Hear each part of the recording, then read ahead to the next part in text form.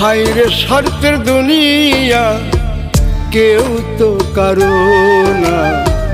যারে তুমি আপন ভাবো সেই তো তোমার না রে। যারে তুমি আপন ভাবো সেই তো তোমার না। মিথ্যা মিথ্যা মায়া করে তারাই তো ক্ষতি করে। পাশে না থাকিলে ক্ষতি করতে পারবে না সে।